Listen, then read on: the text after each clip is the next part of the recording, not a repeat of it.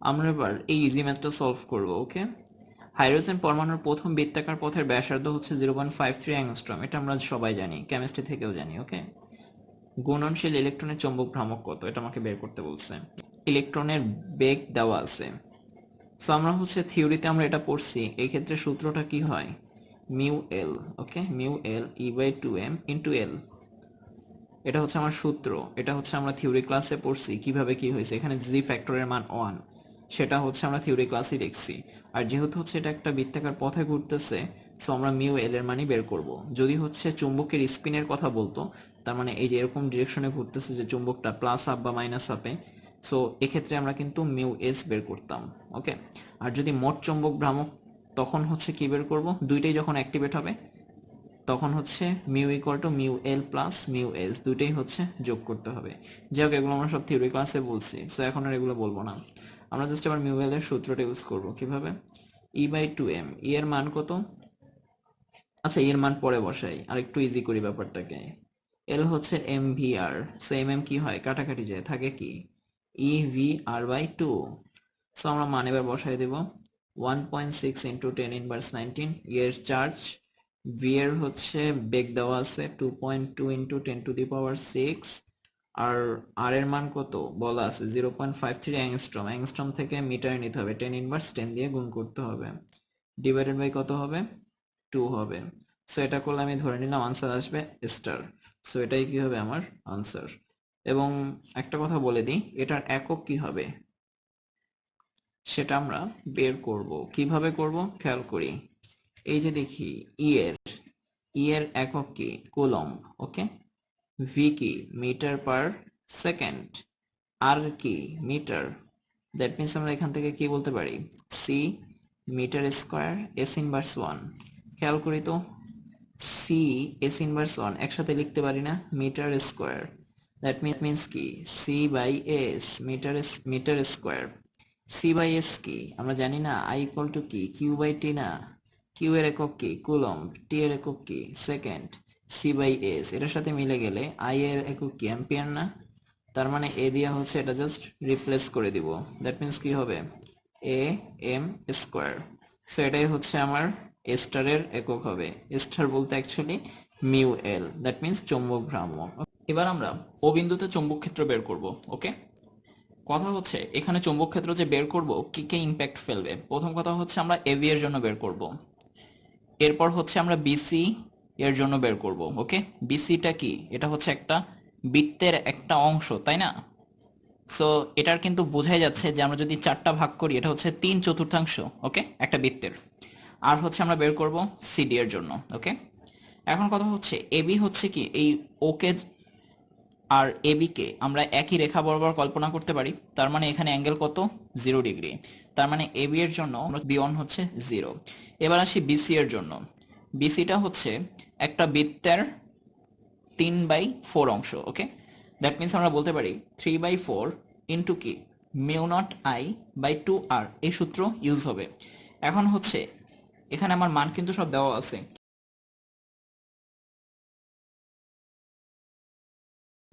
B one এর মানও পাইছি, বি2 এর মানও পাইছি। এবার হচ্ছে সিডি এর জন্য বের করতে হবে। সিডি হচ্ছে একটা রেখা, এটা তো বোঝাই যাচ্ছে। এখন কথা হচ্ছে এটাও বোঝা যাচ্ছে যে এটা একটা সসীম দৈর্ঘ্য। ওকে, এবার আমরা এমন একটা সূত্র অ্যাপ্লাই করব যেটা হচ্ছে সসীম অসীম সবখানি কাজে লাগে। ওকে, একদম মেইন ফর্মুলা, সেটা কি, B is equal to μ0I/4πa sine theta D theta. এখন হচ্ছে লোয়ার লিমিট আর আপার লিমিট আমাকে বের করতে হবে। সো এটা আমরা কিভাবে করতে পারি খেয়াল করি, আমরা যদি চিত্রটি একটু ভালো করে অবজার্ভ করি, আমরা চিত্র থেকে কি দেখতে পারি, আমরা যদি এটা যোগ করতে পারি এবং এখান থেকে এটাও যোগ করে দিতে পারি। ওকে, সো যেহেতু এটা তড়িৎ প্রবাহ এদিকে হচ্ছে, সো এটাকে আমরা কি করতে পারি, বর্ধিত করে দিতে পারি। ওকে, আমার অ্যাঙ্গেল কাজ করবে, এটা হচ্ছে আমার আপার লিমিট। ওকে, θ2, আর এই যে এখান থেকে যেটা যাচ্ছে সেটা কি হবে, θ1। এখন কথা হচ্ছে, সো θ1 কত, এটা ক্লিয়ারলি বোঝা যাচ্ছে, এটা যেহেতু একটা সমকোণী ত্রিভুজ হবে, তার মানে হচ্ছে কি হবে, এটা 90 ডিগ্রি। তার মানে θ1 এর পরিচয় আমরা পাইলাম 90 ডিগ্রি। সো আমরা নিচে হচ্ছে 90 বসাই দিব। ওকে, এখন কথা হচ্ছে উপরে আমরা কি বসাবো। সো উপরে বসানোর জন্য আমাদের এই চিত্রটা নিয়ে কাজ করতে হবে। সো আমরা করা শুরু করি। লেটস সি, আমরা এই চিত্রটাকে একটু আলাদা করলাম, ওকে। এখন কথা হচ্ছে আমরা এইটার দৈর্ঘ্য কি 0.5 হবে না, কারণ এটাও ব্যাসার্ধ এটাও ব্যাসার্ধ, সো 0.5 দিলাম। এখন আর এইটার মানও আমরা জানি, এটার মান কত 2। এখন যদি আমরা এই ত্রিভুজটা চিন্তা করি, এটা হচ্ছে সি ও ডি, ওকে। সো আমরা ত্রিভুজ সিওডি থেকে কি পাই, ত্রিভুজ সিওডি থেকে আমরা বলতে পারি না ট্যান থিটা। সো আমরা এইটাকে আমরা থিটা চিন্তা করলাম, ওকে, এই অ্যাঙ্গেলটা আমরা থিটা চিন্তা করলাম। এখন কথা হচ্ছে, সো আমরা বলতে পারি ট্যান থিটা ইকুয়াল টু কি বলতে পারি, লম্ব বাই ভূমি। লম্ব কোনটা হবে 0.5, ওকে, 0.5/2 ভূমি এটা। সো থিটা হচ্ছে কি কিছু একটা বের হবে, ওকে। সো থিটার মান যদি আমরা পাই, আমরা থিটা 2 এর মানও বের করতে পারবো না। থিটা 2 কি হবে 180 minus theta, okay. That means theta 2 হবে 180 মাইনাস স্টার। সো এটা করলে আমরা হচ্ছে যে কোনো একটা জিনিস পাবো, সেটা হচ্ছে আমি বক্স ধরে নিলাম। এই বক্সটা হচ্ছে আমার থিটা 2 এর মান। সো এটা হচ্ছে আমার এখানে বসে যাবে, ওকে। এখন খেয়াল করি, আমরা সাইন থিটা ডি থিটা এটাকে ইন্টিগ্রেট করলে কি হবে, এটা আমি বারবার করে দিচ্ছি, ওকে, কি তারপর যেন ভুল না করি এটা। সো আমরা এখান থেকে বলতে পারি এটা একটা কনস্ট্যান্ট ব্যাক করবে, ওকে। সো আমরা ধরে নিলাম constant into minus cos theta, উপরে বক্স নিচে হচ্ছে 90।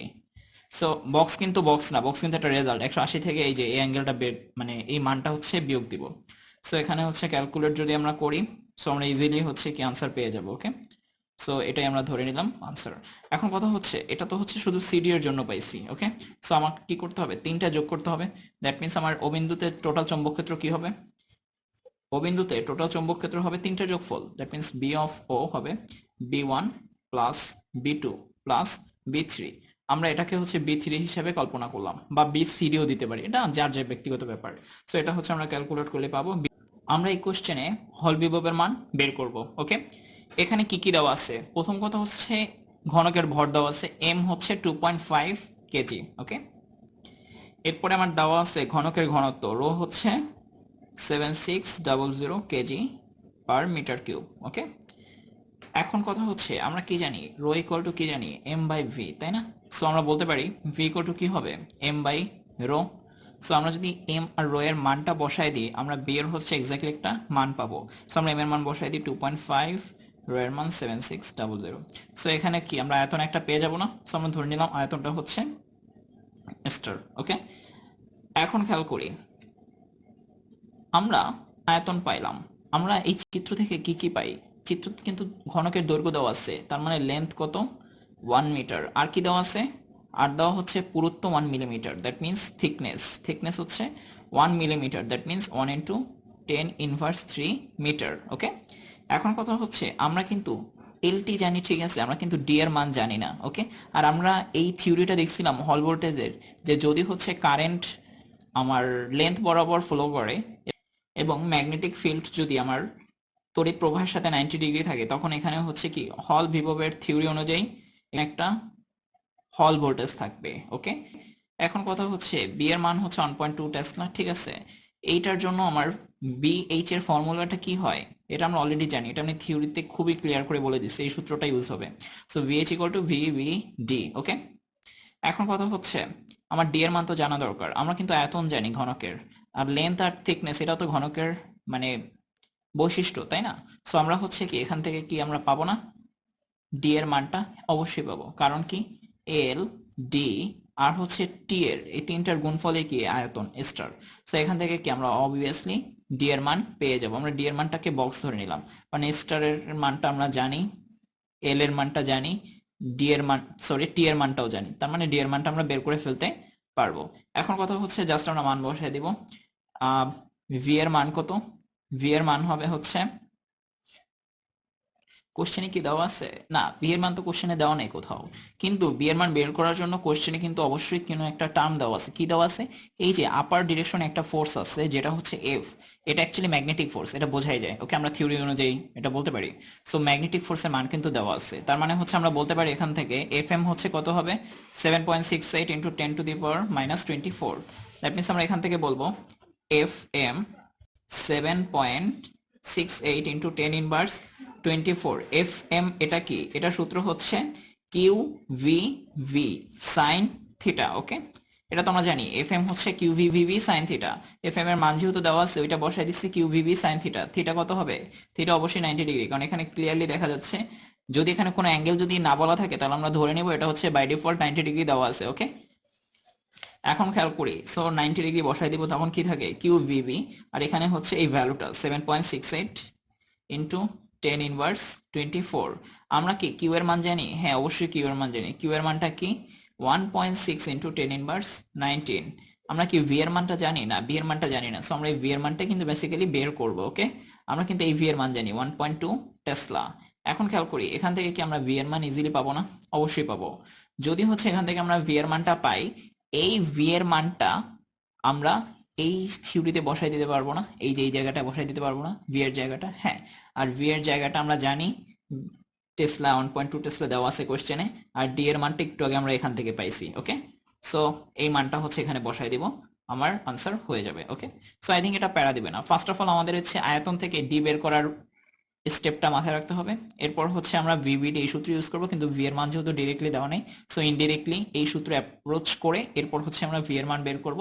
আফটার দ্যাট এই ম্যাথটা ইজিলি সলভ করা যাবে। I think it's very much easier. Okay, so no need to worry about this type of math. Okay, best of luck. এখন আমরা already ইতিমধ্যে হল বিভবের মান বের করছি, ঠিক আছে? এবার আমরা আরেকটা কোশ্চেন সলভ করব এই সেম কোশ্চেন থেকেই, সেটা হচ্ছে একক আয়তনে মুক্ত ইলেকট্রন কতটি। ওকে, এই কোশ্চেনটার আমরা আনসার বের করব।